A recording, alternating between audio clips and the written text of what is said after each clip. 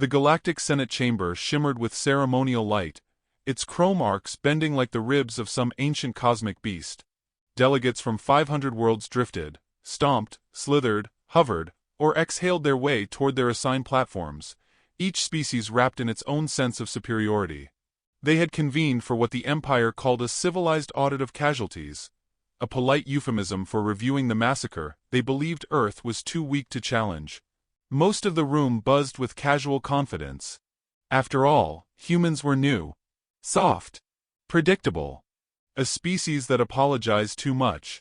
A small entry in the Galactic Dictionary under mammal, primitive, emotional, contained with minimal effort. Which is why the chamber grew strangely quiet when a single human stepped onto the central floor. Lieutenant General Avery Maddox didn't look like anyone's idea of a galactic diplomat. Or a threat. Or even someone who'd raise their voice. They wore a neatly pressed Earth Council suit that looked aggressively normal compared to the flowing silks, scaled armor, and hovering crystal robes around them. Their boots were polished but unarmed, their posture unthreatening, and in their hand was not a datapad or weapon, but a warm cup of coffee. The mug said world's most patient general, though no alien present could read English. They only felt alarmed by the steam rising from the beverage like a ritual sacrifice. Avery walked with measured calm, taking their position at the podium as though strolling into a morning meeting at the office. The air trembled with the translation field adjusting for the dozens of languages. Across the chamber, mandibles clicked, gills fluttered, feathers rippled in suspicion. The Miroan telepaths, perched like pale crystalline mantises, tilted their heads in unison, trying to skim Avery's surface thoughts, only to recoil as if stung. Impossible! One hissed mentally to its cluster. Their mind is sharp, structured, like polished glass with razors beneath. A Vel-Shar delegate tapped its chitin fingers impatiently. Humans overthink everything. Their minds are probably just loud, like their music. Avery smiled pleasantly. Thank you, honored representatives, for agreeing to review the incident on Helion 9. Earth appreciates your time. The chamber waited for trembling emotion, outrage, tragedy-laced speeches. Humans were good at that. They cried too easily, the old species liked to whisper. They broke quickly. They begged gracefully. Instead, Avery opened a notebook, handwritten, as if they didn't trust a single piece of alien tech. Our request is simple, they continued gently. A formal acknowledgement of the massacre and reparations proportional to the civilian loss. A collective exhale rippled around the chamber, relief mixed with condescension. Of course the humans wanted apologies. Of course they wanted fairness. Of course they wanted the galaxy to act like the idealistic stories they wrote about themselves. The Tharnox war chief, 15 feet of scaled arrogance, rumbled with amusement. Before we begin, human, tell us, what is that cup you carry? A nutrient stimulant? Avery lifted the mug slightly. This? Just a double-shot macchiato. Harmless. They sipped. Unless someone insults my mother. Dozens of species flinched, re-evaluating the cup. The Corsai archivists whispered among their feathered ranks. Does macchiato translate to chemical agent? Avery pretended not to hear them. The holographic display flickered to life above the floor, listing the names, ages, and home districts of the 42,000 humans killed on Helion 9. No screams. No dramatic music. Just clean, quiet facts. Avery spoke with careful precision. These civilians were unarmed. They were miners, teachers, children, medics, and engineers repairing atmospheric stabilizers after an ion storm. The Empire's strike fleet arrived without warning. We request acknowledgement of intent and reparations for the families. Vel-Shar mandibles clicked in disdain. Your kind overpopulates. You can grow more. Snickers rippled from several factions.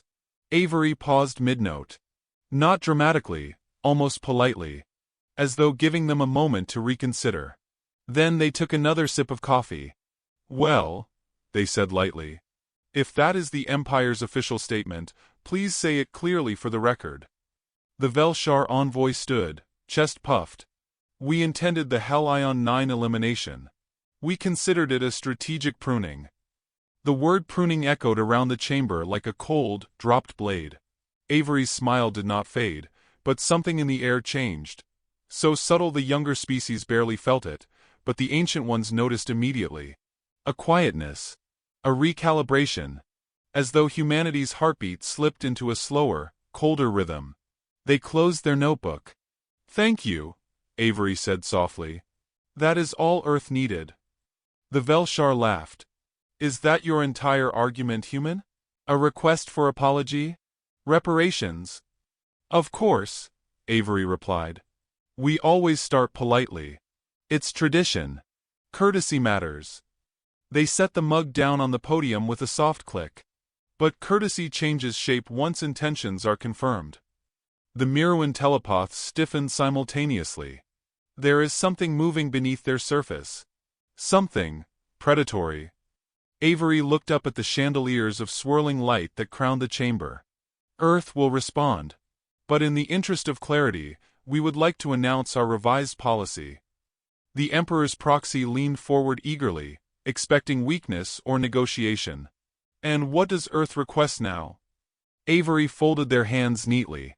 "No more civilized battles." The room erupted in laughter. Shaking limbs. Clicking mandibles. Rumbling base-chest chuckles. Civilized battles were a term the Empire cherished. Honorable engagements between war fleets, scheduled, ritualistic, limited by tradition. Humans were believed incapable of conducting them anyway. Avery let the laughter burn itself out. Their expression remained gentle, patient, impeccably professional. "Oh," they said, tone bright with innocence. "I didn't mean we would stop following your civilized battle rules." The laughter faded a little.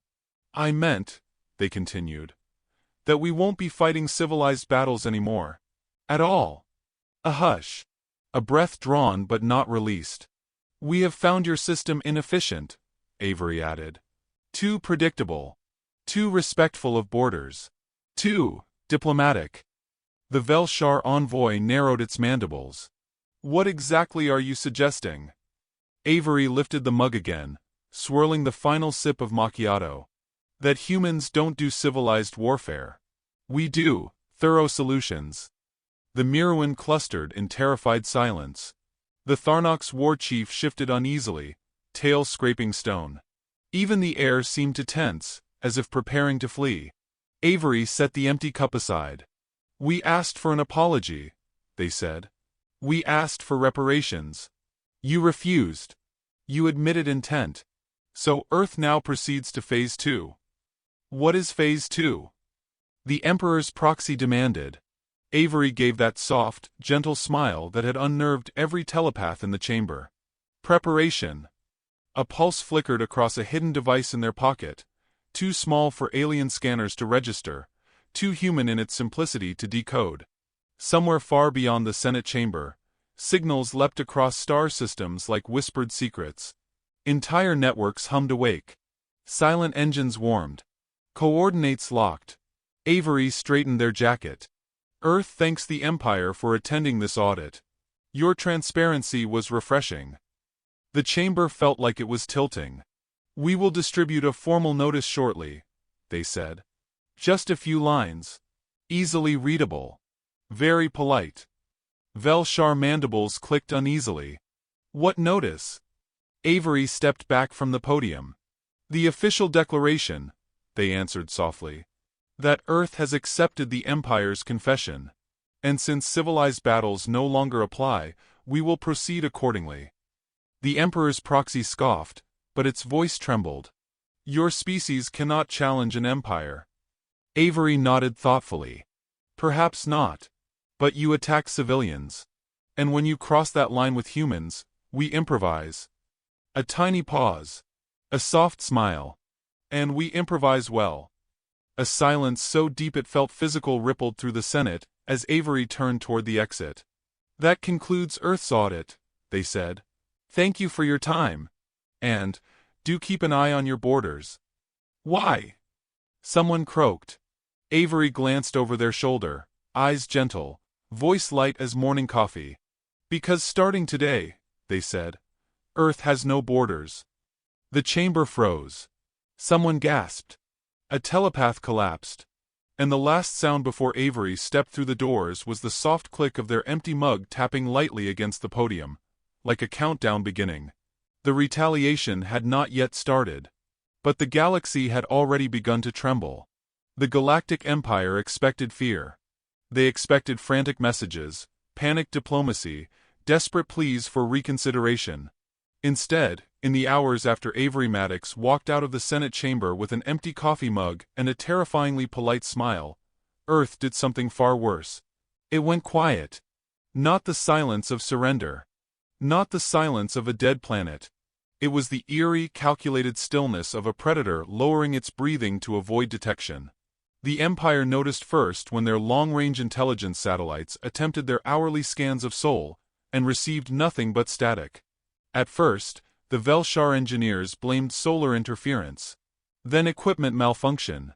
Then sabotage. Then, finally, with a reluctant twitch of mandibles, they whispered the possibility no strategist wanted to admit. Humans had turned off their entire planetary network at once. Species that had lived for millennia prided themselves on their ability to read patterns, but no one could interpret this one. In the Emperor's high war room, a hologram of Sol flickered like a ghost. 5 admirals stared at it with growing unease. Why would they shut down everything? Demanded Admiral Carroll, her voice scraping like grinding metal. A Tharnox general, arms folded over his broad chest, snorted. Obvious intimidation tactic. Mammals panic. They hide. Humans hide particularly well. A Miruan telepath hunched beside the table. No. This is not panic. Humans are thinking. That is more concerning, murmured the Corsai archivist, ruffling his feathers. Humans think strangely. They all watched the flickering hologram. None relaxed. Across the galaxy, the humor began, not from humans, but from aliens trying desperately to reassure themselves. On the Imperial news grid, anchors mocked Earth with flamboyant gusto. Humans have declared no more civilized battles, one Velshar broadcaster announced gleefully. Which is fortunate, because they have never won a civilized engagement to begin with. The audience chuckled nervously. Another channel displayed a cartoonish reenactment of Avery sipping coffee, as entire fleets of aliens rolled laughing.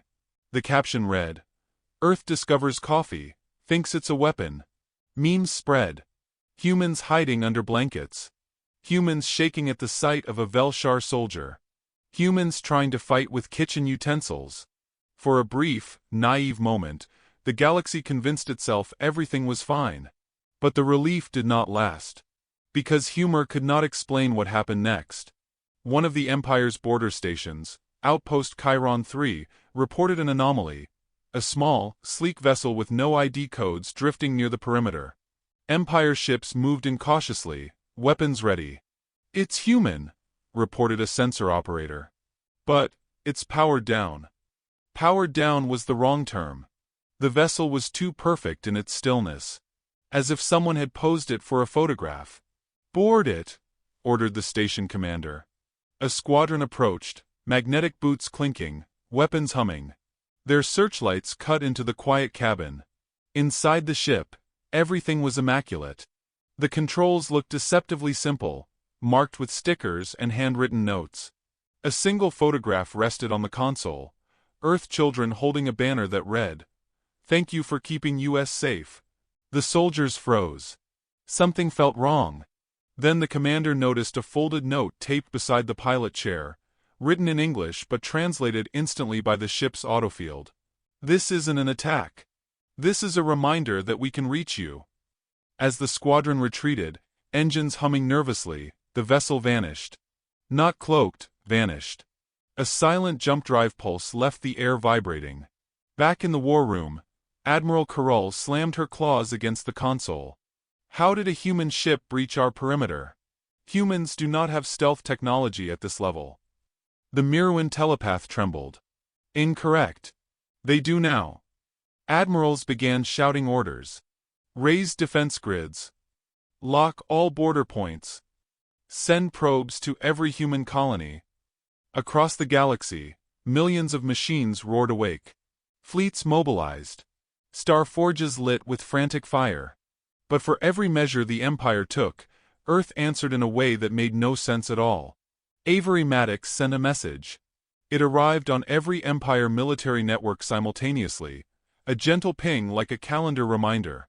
The message displayed Avery seated in a quiet office, sipping fresh coffee.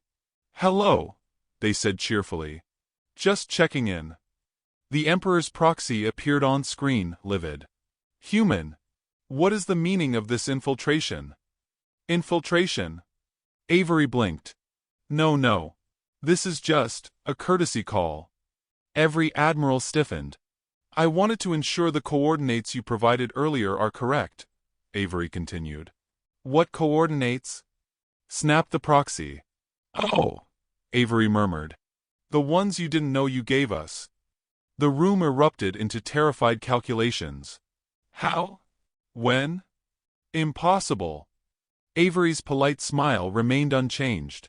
"Humans pay very close attention when someone commits a massacre. We tend to remember everything." The proxy regained some composure. "Your actions resemble those of a desperate species lashing out."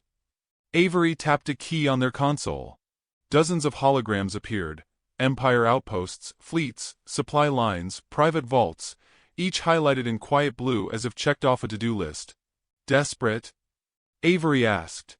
"No. Desperation is messy. This is organized frustration." The Miruan telepaths watching the broadcast staggered back from the psychic weight behind Avery's calm. One whispered, horrified, "They are not acting from emotion. They are acting from mathematics." But nothing triggered panic across the Empire like what happened an hour later. Every Imperial bank displayed a single alert. Account balance, 0. Every military vault opened to reveal empty racks. Every warfleet registered the same error. Primary warp coils removed. It made no sense. Warp coils were massive, complex, and impossible to remove quietly. Yet they were simply gone. Emperor Razhul roared in disbelief. "What have the humans done?" On 1,000 worlds, alien citizens stared in open-mouthed horror as Earth released a galaxy-wide broadcast containing nothing but a simple, polite message. "Please retrieve your missing items at the coordinates attached. As always, thank you for your cooperation." The attached coordinates were not locations. They were timestamps. Times in the future. Times that aligned perfectly with every major Empire fleet assembling in one place. Avery had not stolen anything.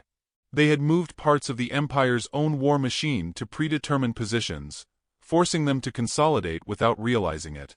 A trap disguised as an inconvenience. A general in the war room whispered, "We have walked into human timing." Another whispered, "This is not war. This is choreography." The Emperor finally addressed Avery personally. "Human, you have violated every rule of civilized engagement." Avery nodded sympathetically. "Yes, exactly. That was the point." "Explain yourself." Avery leaned forward, folding their hands. "We told you. No more civilized battles. This is subterfuge. Sabotage." "This is preparation," Avery corrected softly. "Phase 2. "And what," the Emperor growled, "is Phase 2? Avery's voice remained gentle. "Ensuring you understand something important." The room leaned forward. "Earth hasn't retaliated yet." The war room trembled. Avery closed their notebook. "And you will recognize retaliation," they added. "Because we won't smile when it begins." The transmission ended with a soft click. And across the galaxy, every species suddenly understood. Earth's silence had been the sound of sharpening teeth. The galaxy had always considered itself loud. Grand parades of warships, thunderous planet-side drills, the endless screech of diplomacy and dominance. But nothing was louder than the silence that followed Earth's broadcast.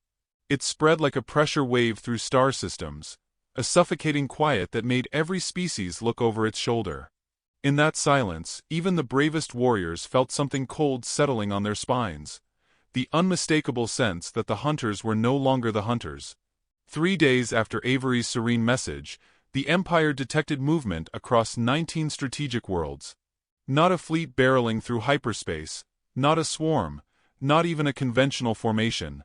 What they found instead were shapes, sleek black silhouettes, emerging from the dark like giant shadows learning how to breathe. No transponders. No greetings. No warnings. Just presence. The commanders of Haraxis Prime gathered on their observation deck, staring at the sky as if waiting for the suns to explain themselves. Only 103 ships? One whispered. That's impossible. Another corrected him with trembling certainty. 103 human ships. The numbers made no sense. The Empire alone could deploy 10,000. Yet the fear curling in their stomachs told them numbers wouldn't matter. The human ships hung there in absolute stillness, as if respecting the moment before rewriting the rules of war. Why are they just hovering? Asked a young technician. A senior officer swallowed. Asking for permission. The answer came too quickly. A transmission bloomed across every display, crisp as a morning bell. Avery Maddox appeared seated at a simple desk aboard one of the black vessels, a fresh mug of coffee steaming quietly beside them. Their jacket was unbuttoned, hair slightly windswept, eyes soft. "Hello, Haraxis Command," Avery said warmly. "We're here for collection." The officers exchanged frantic looks. "Collection of what?" demanded the highest-ranking general. Avery smiled as if discussing office supplies. "Your weapons platforms. Your encrypted star maps. Your manufacturing cores. A few other things you might have misplaced." The general sputtered. "You have no authority." "Oh, absolutely," Avery interrupted, nodding. "We don't. And that's what makes this efficient." The transmission cut before anyone could respond. Above the planet, human ships began to move. Not in jerking bursts, not in aggressive sweeps, but with a slow, unnerving precision. Like a surgeon walking toward a patient who didn't yet realize the procedure had already begun. A single command ripple passed through the Empire's network. Mobilize. Across the galaxy, fleets launched in coordinated waves. 10,000 battleships formed a glittering wall of metal and ego. The Empire's war machine, polished by centuries of conquest, now faced the 100 silent ships of a species that had never been invited to play on the same field.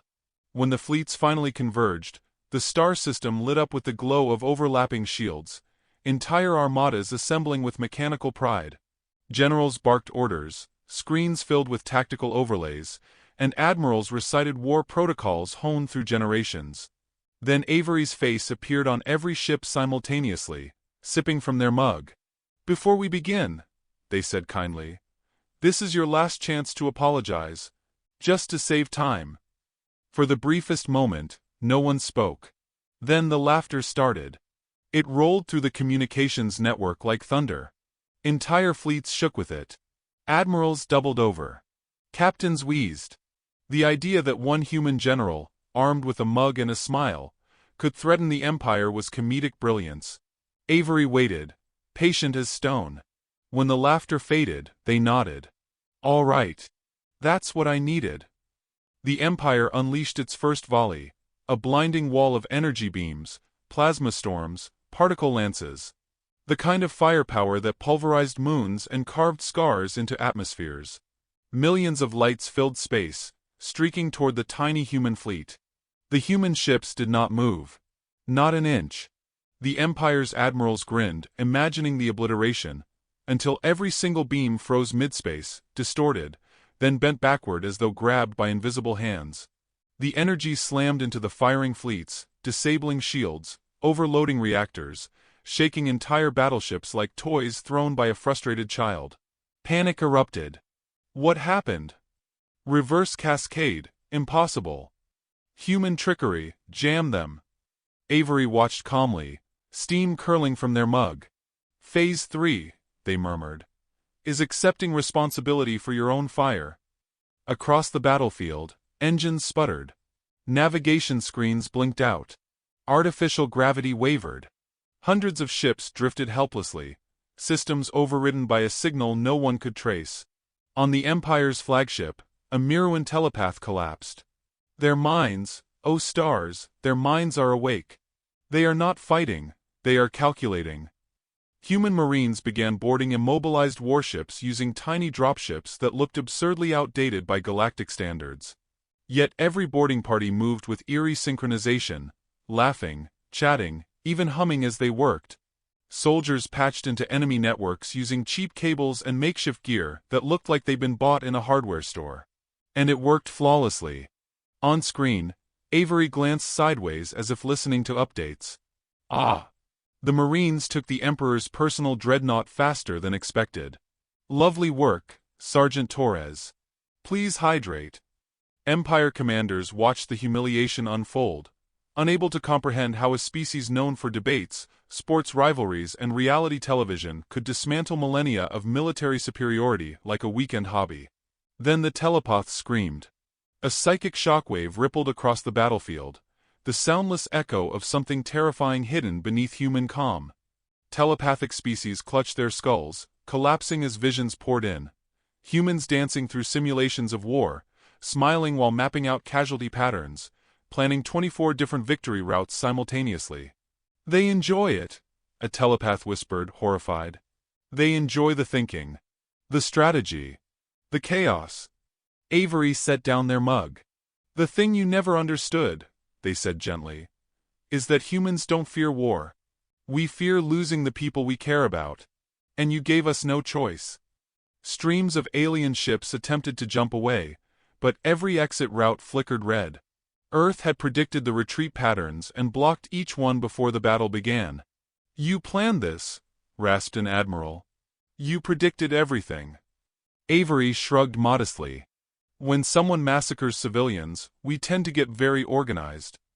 The Empire's greatest fleets floated helplessly. Human marines marched through captured corridors, humming old Earth tunes. The galaxy's proudest warriors stared at their screens, watching the unthinkable. 100 human ships dominating 10,000. The final blow came not from weapons, but from Avery's soft voice. Now, they said, closing their notebook, for the real mission. The room fell silent. Every admiral leaned forward as if pulled by gravity. You believed Earth was retaliating, Avery continued. But retaliation is personal. This is preparation. They paused, letting the implication settle like a blade against the throat of an empire. And we always prepare, Avery whispered. For what comes next? The battlefield trembled. Human ships pivoted in unison, locking onto a single point deep within the Empire's territory. A point the Empire had never shared. A point no outsider should know. A point whose coordinates, when revealed, made the Emperor's blood run cold. The humans were heading straight for the Empire's heart. The imperial capital had stood for 9,000 years. It had watched empires rise and crumble, watched entire species blink in and out of existence, watched stars be born and die. It had never once imagined that a species so young, so seemingly fragile, would one day arrive at its gates with a smile and a cup of coffee. Yet as the human fleet slipped out of hyperspace like a quiet breath, the capital's sky dimmed beneath the shadow of ships that didn't roar, didn't gleam, didn't scream their presence. They simply existed, calm and inevitable as gravity. Alarms wailed across the planetary defense grid. The capital's spires flickered with emergency shields. The War Cathedral, where every imperial conquest had been carved into the walls, began broadcasting evacuation orders. Commanders shouted in a dozen languages, ordering every cannon, turret, and orbital platform online. But something felt wrong. None of the human ships fired. None even powered their weapon cores. They just watched. In the Emperor's throne chamber, a storm of terrified voices ricocheted off marble walls. Why have they come here? How did they breach the triple fortress perimeter? What do they want? The Emperor, draped in ceremonial armor forged from 6 extinct species, bared his fangs in outrage. Humans cannot penetrate our capital. This must be deception. But even he sounded unsure. A soft chime echoed across the chamber. A message. It wasn't a threat. It wasn't coded. It wasn't even encrypted. It was a polite video request. When it was accepted, Avery Maddox appeared on the floor-to-ceiling holoscreen, sitting cross-legged on the deck of a human vessel, their back resting against a crate labeled coffee. Emergency reserve. They lifted a mug in greeting. Good morning, Your Imperial Radiance. I hope you enjoyed the sense of safety you had for the last 9,000 years. The Emperor snarled. Human, you dare. Avery raised a hand gently, like a teacher calming an overly emotional student. Before you yell, I'd like to clarify something important. What you've seen so far, your fleets immobilized, your weapons turned against you, your warp coils relocated, your border systems rearranged, that wasn't retaliation. The Emperor's breath hitched. That was housekeeping, Avery said pleasantly. Around the throne, guards stiffened as if frozen by a sudden winter. The Miruan telepath assigned to the Emperor collapsed, clutching his skull. They knew, he gasped. They knew everything before we acted. How? The Emperor snapped. Avery smiled with the patience of someone finally allowed to explain a lesson they had been waiting for the galaxy to understand. Because you walked into the trap we built for you. Months ago. Long before Hell Ion 9. The throne chamber erupted in panicked whispers. Impossible. They couldn't have. No species plans that far ahead. Avery continued as if discussing weather patterns. When the first Empire scout ships approached Earth, we noticed something interesting. Your protocols. Predictable. Rigid. Proud. You love schedules. Honor rules. And above all else, centralizing your full military strength when challenged. The Emperor froze. Yes, Avery said softly. You did exactly what we needed you to. Images flickered beside them. Maps of Empire supply chains, diagrams of Warfleet assembly points, transit schedules, command hierarchy charts. All annotated in neat human handwriting. When you massacred Hell Ion 9, Avery said, voice quiet but cutting, you confirmed your nature. Not strategic. Not honorable. But cruel. And cruelty is predictable. The Emperor lunged forward. We will obliterate you. You can't, Avery replied gently. Not anymore.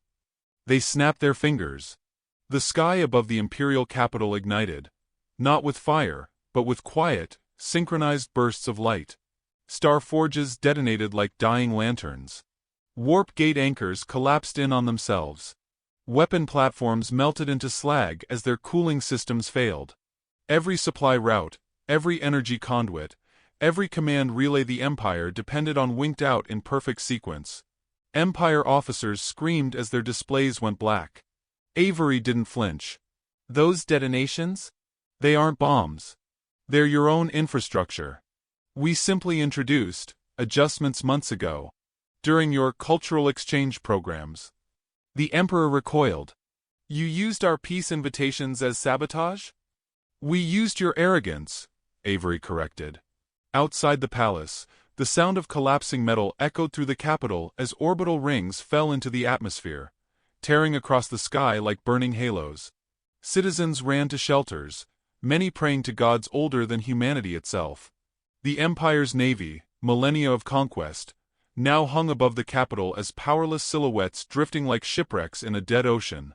You see, Avery said, standing now, voice turning colder, sharper, more surgical. You assumed humans wanted revenge. That we react emotionally. That we strike back when wounded.